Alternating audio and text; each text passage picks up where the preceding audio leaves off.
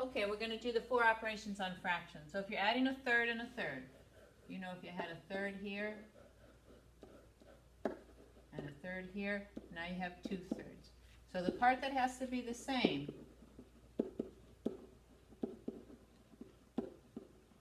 remember, it doesn't change. Because you're talking about those are your like terms there. So if you have to add a third and a fourth, you need a common denominator, which would be 12. Because 3 and 4 both go into 12. You can use 24, but it'll give you a bigger number, and you have to reduce at the end. So you say 3 times what is 4? So you need a 4 is 12. 3 times 4 is 12, so we need a 4 here. And 4 times 3. And so we wind up with 7 12s. If we're doing a third minus a fourth, again, that's 4 12s. And that's 3 12s. 4 12s minus 3 12s will leave you with 1 12.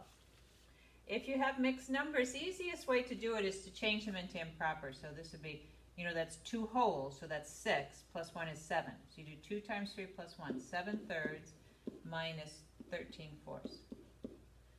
3 times 4 is 12, plus 1 is 13. And then let's get a denominator of 12 for those. So this 3 here needs a 4. We're going to have 28. And this needs a 3, that's 39. And so 28 minus 39 is negative 11, and negative 11 twelfths would be your answer.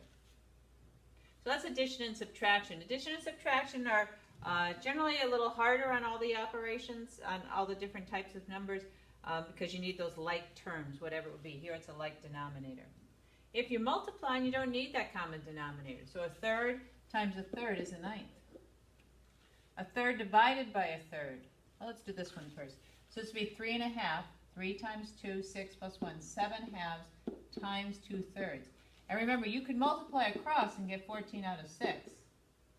And that would be 7 over 3. But a better thing to do would be to cancel. 2 into here, 1, 2 into here, 1. 7 times 1 is 7, and 1 times 3 is 3. And you're there right away. When you're doing division, some students learn it as leave me alone, change my name, turn me upside down. So I'm going to leave this alone, change this to multiplication, and turn it upside down. So you get 3 over 3, which is 1, or you could cancel those 3's, and that's 1.